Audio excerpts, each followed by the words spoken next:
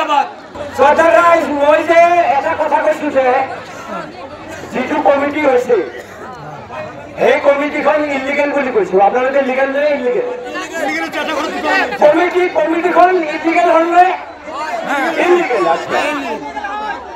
এতিয়া মই য'ত কমিটিখন ইলিগেল এটা পৰিয়ালৰ দুজন সদস্য আছে এজন ভাই এটা ওয়ার্ডত আর এজন ভাই বেলেগ এটা ওয়ার্ডত এইটো লিগেল হল নে ইলিগেল হল গতিকে এইখিনি কথা মই আপোনালোকৰ আগত কলো এইটো মিছা কথা কোৱা নাই এই ক্ষেত্ৰত মোৰ পূৰ্ব বক্তা এজনে কৈছে আমাৰ ৰংগেশ্বৰী নিবাসী মকবুল আৰ্মি ডাঙৰীয়াই কৈছে যে মই বোলে মিছাই দম বালি মাৰি কৈছো এই কথাটো মিছা কৈছো নেকি ৰাইজ গতিকে ৰাইজ তেওঁৰ কথাটো জানিব লাগে যে তেওঁৰ পঞ্চায়তৰ বিষয়ে জ্ঞান নাই তেওঁ আহি আপোনালোকৰ ওচৰত এইটো কথাটো ক'ব লাগে যে মই মানে কথাটো আপোনালোকক মিছা কথা কোৱা নাছিলো এই কথাটো আমাৰ সভাপতি সাহেব আছে আজিৰ সভাত তেখেতে স্পষ্টীকৰণ দিব লাগিব আৰু ২ নম্বৰ কথা হ'ল মই প্ৰস্তাৱটো দিছো মোৰ ভাষণত মই কৈছো যিখিনি পাবলগীয়া মানুহ পাই আছে লিগেল তাৰ উপৰিঞ্চি পাব লগা যদি নতুন স্কিমত সোমাব যায় সোমাই দিয়ক আৰু সেইটো প্ৰস্তাৱ দিব মই এইটো কৈছিলো নে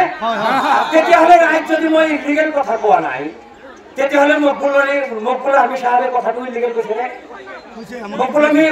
মকবুল আৰ্মি সাহেব কথাটো স্পষ্টীকৰণ দিব লাগে পাব্লিকৰ বিতৰ্ক কিয় আহিল মই লিগেল কথাটো যোগ্য মানে উপস্থাপন কৰা কথাটো সেই কথাটো মকবুল আৰ্মি আপোনালোকৰ আগত কৈছে নে মিছা দম্বালি মাৰিছো তেওঁ স্পষ্টীকৰণ দিব লাগে যে মই কথাটো সঁচা কথা কৈছো এই কথাটো স্পষ্টীকৰণ দিব লাগে আৰু পাব্লিকৰ শ্ৰদ্ধা ৰাইজ আমি ডিচিক জনাব লাগিলেও জনাম আজি মিডিয়াৰ জৰিয়তে যে ভকুৰাদিয়া ৰংগেশ্বৰী গাঁও পঞ্চায়তত যিখন পলিটিকেল ভিজিলেন্স কমিটি হৈছে কমিটিখন দুৰ্নীতিপৰায়ণ এই কমিটিখন বিসংগতিপূৰ্ণ আমি নামানো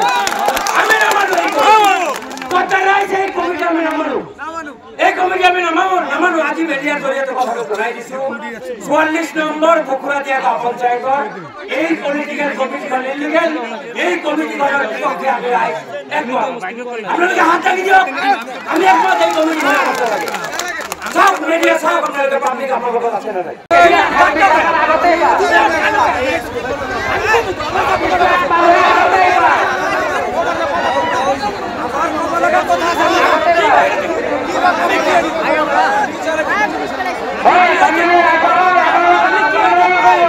বুলি নকওঁ কমিটিখন যেহেতু নতুন কিন্তু কমিটিখন বিসংগতিপূৰ্ণ এই কমিটিখনত একেটা পৰিয়ালৰ দুজন সদস্য আমি দেখা পাইছোঁ গতিকে এইটো আমি ৰাইজে মানি ল'ব বিচৰা নাই কমিটিখন বনাইছে কোনে তীব্ৰ গৰিহণা দিছে কমিটিখন বনাইছে কোনে কমিটিখন নাজানো ডিষ্ট্ৰিক্ট কমিটিৰ পৰা আহিছে এতিয়া ডিচিয়ে বনাব পাৰে MLA MP বনাব পাৰে বা কোনোবা ৰাজনৈতিক দলেও মানে দলৰ নেতাই বনাব তেতিয়াহ'লে বিসংগতি কৰিলে কোনে বিসংগতিটো সেইটো তেওঁলোকে কৰিছে যিবিলাক মানে দলীয় কোনোবা হয়তো চৰকাৰ পক্ষৰ বা কোনোবা ৰাজনৈতিক দলৰ তেনেকুৱা কৰিছে আজি কিহৰ কাৰণে সভাখন পতা হৈছে আজি সভাখন পতা হৈছিল এইটো মোৰ ওচৰত দিছে ৰ'ব 1 মিনিট ৰ'ব মই আপোনালোকক দেখুৱাই দিছোঁ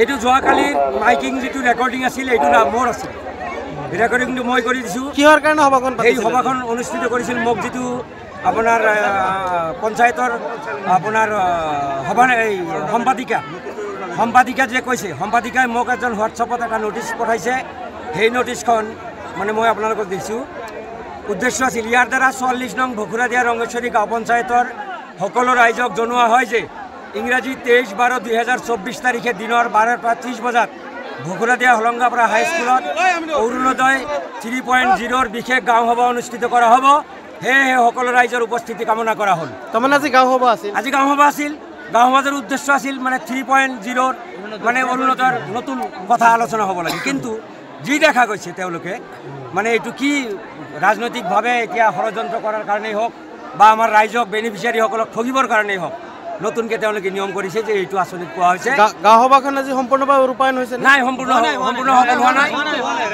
হোৱা নাই সচিব প্ৰধানজনে মিটিংস্থলীৰ পৰা পলায়ন কৰি গুচি গৈছে কি বিচাৰে আপোনালোকে আমি ইয়াৰ মানে সুস্থ সমাধান বিচাৰোঁ ন্যায় বিচাৰোঁ কমিটিখন সুস্থভাৱে ৰাইজৰ জৰিয়তে ৰাইজৰ মোকাবিলা হ'ব লাগে যিকোনো ৰাজনৈতিক দলৰ সদস্য হওক আমাৰ ক'বলগীয়া কথা নাই কিন্তু ৰাইজৰ দৃষ্টিগোচৰ হ'ব লাগে ৰাইজে মানে লিগেল কমিটিখন হোৱাটো আমি বিচাৰোঁ। গঠন কৰিছে হা, এটা ঘৰৰ পৰা দুটা ফেমিলি 2জন সদস্য হৈছে। এই কথাটোৱে কৈছোঁ, এজন ঘৰৰ মানুহৰ পৰা যেনে ভোট কমিটিত মানে যিখিনি মানুহ আছে গোটেই গাঁৱৰ মিলি 4জনহে লাগে সদস্য, কিন্তু এটা ঘৰৰ পৰা 2জন হৈছে। কোন কোন সেই 2জন মানুহ কোন? 2জন মানুহ বহুত কেইটা হৈছে, ডাবল হৈছে, ইমানকেইটা মানুহ নামে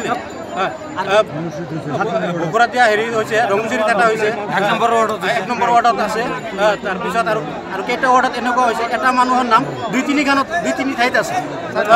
এইটো আমি সচিব মহোদয়ক হেৰি কৰিছিলোঁ, মই অনুৰোধ জনাইছিলোঁ যে এইটো আপুনি হেৰি কৰক, ডিচি মহোদয়ক মানে হেৰি কৰক, জনাও বস্তুটো, জনাৰ পিছতে বস্তুটো ভাইৰেল কৰি দিওঁ পিছত কওক, কিন্তু সেইটো কৰা নাই নকৰি মানে এতিয়া আগত মানে মিটিংটো দিছে, দিয়াৰ পিছত মানে ৰাইজে মানে মানি লোৱা নাই বস্তুটো। এতিয়া কি বিচাৰে আপোনালোকে? আমি এইটো ন্যায় বিচাৰোঁ আৰু এটা সুস্থ কমিটি এখন লাগে, মানে ন্যায় কমিটি এখন লাগে, এইটো আমাৰ দাবী, আমাৰ ৰাইজৰ তৰফৰ পৰা এটা দাবী। আমি বকুৰাতিয়া ৰঙচুৰি গাঁও পঞ্চায়তৰ আজি বিশেষ সভা আছিল এখন। এই সভাৰ উদ্দেশ্যটো হ'ল অৰুণোদয় আঁচনি দিয়া অৰুণোদয় 3.0 আছিল। সেইটোৰ উদ্দেশ্য আছিল যে প্ৰত্যেকটা ভোট কেন্দ্ৰত এখনকৈ কুমুৰি হ'ব, সেই কুমুৰিত সৰ্বসন্মতিক্ৰমে ৰাইজৰ সিদ্ধান্ত মৰ্মে সেই কুমুৰি বাছনি কুমুৰি কৰা হ'ব। সেই কুমুৰিত আমি আজি ৰাইজৰ আমাৰ মাননীয় সচিব মহোদয়ে এটা লিষ্ট বনাইছে বা কুমুৰি গভৰ্ণমেণ্টৰ পৰা বা কোনোবাই বনাইছে, নাজানো কোনোবাই বনাইছে, সেই কুমুৰিত বিসংগতি হৈছে। আমি ৰাইজে অৱগত হ'লোঁ যে এটা ঘৰৰ 2 ভাই ককাই এটা ভোট কেন্দ্ৰত তেওঁলোকে সদস্য হৈ আহিছে, নিৰ্বাচনী কমিটিত সদস্য হৈ আহিছে, সেইটো এটা বিসংগতি হৈছে। সেইকাৰণে ৰাইজৰ সৰ্বসন্মতিক্ৰমে আজি সভাৰ উদ্দেশ্যত ৰাইজৰ সৰ্বসন্মতি প্ৰস্তাৱ হৈছে যে কমিটি বিসংগতি হৈছে, পৰৱৰ্তী যাতে এই আঁচনিখন নিয়মিতভাৱে বা গভৰ্ণমেণ্টৰ গাইডলাইন মতে চৰকাৰী নিয়ম নীতি মতে যাতে হয়, সেইমতে ৰাইজৰ প্ৰস্তাৱ সমৰ্থন হৈছে। সেইখিনি আজিৰ সভাৰ উদ্দেশ্য আছিল। নাম কেমন দিছিলেন? নামও তো বদল নাই, দেখাই নাই, গরিব মানুষ আমার চাইলে কার আছে, আমার নাম জানেন কেন?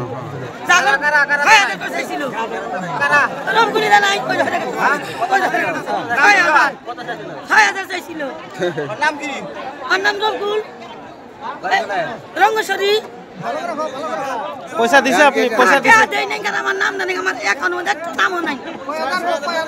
ধনী ধনী মানুষের নাম দিছে, আমার নাম দেয় নাই, কাগজ জমা দেয় নাই। চাইছিল গরিব মানুষ কাগজ জমা দিছিল আপনি অৰুণোদয়ৰ নামত? পইচা কিমান লৈছিল? 500 কোনে লৈছে? আৰু কোনে লৈছে? 1000 কোনে লৈছে? হোৱা নাই আপোনাৰ অৰুণোদয়? 500 টকা দিছিল আপুনি? কি কৰি লৈছে পইচাখিনি? কাগজ পাতি জমা দিছিল? হোৱা নাই আপোনাৰ? আপনি বিধবা?